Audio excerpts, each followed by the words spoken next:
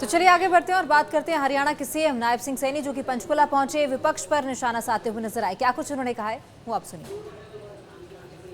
का कार्यकर्ता था, मंडल का कार्यकर्ता था, हमारा जिला का कार्यकर्ता था या हमारे मोर्चों के कार्यकर्ता थे, उन सब ने मजबूती से एक एक घर के अंदर जा करके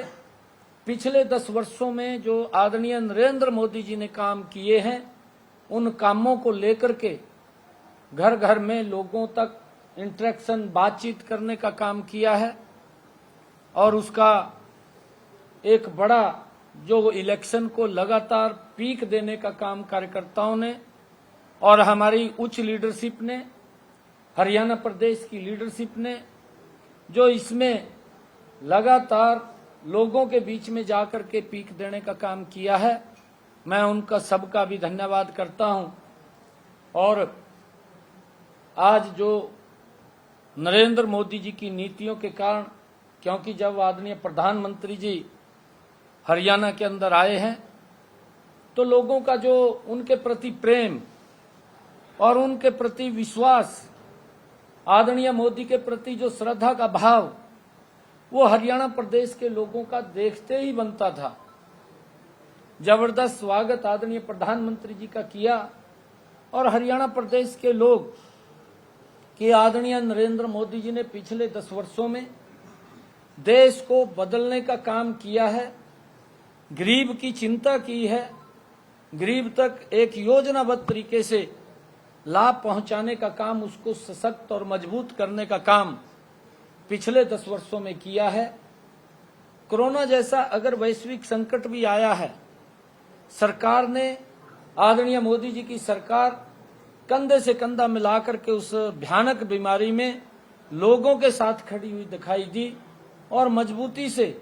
उन तक, चाहे वैक्सीन पहुंचाने की बात है, चाहे राशन पहुंचाने की बात है, और चाहे लोगों तक जो हमारा छोटा रेडी फड़ी वाला था उस तक सीधा लाभ पहुंचाने का काम है।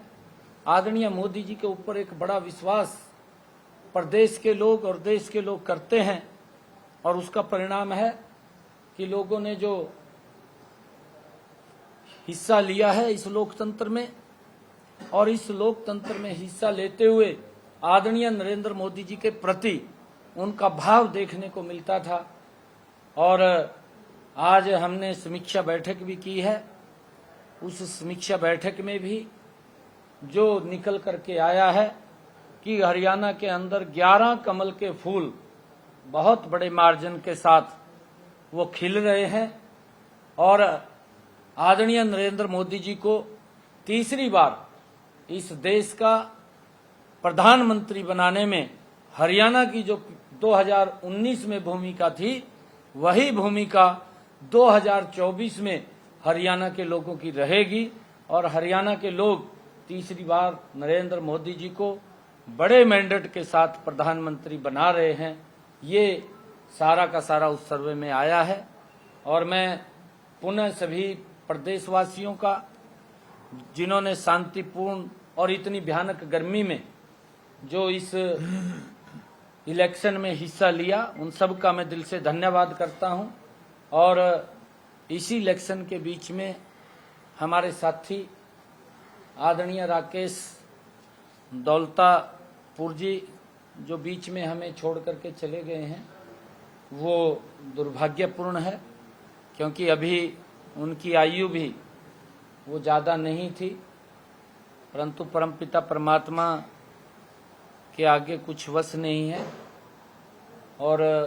उनका हमारे बीच से इस प्रकार से चला जाना वो मेरे लिए तो क्षति है ही, परंतु राजनीति में भी एक वैक्यूम उनके कारण आया है।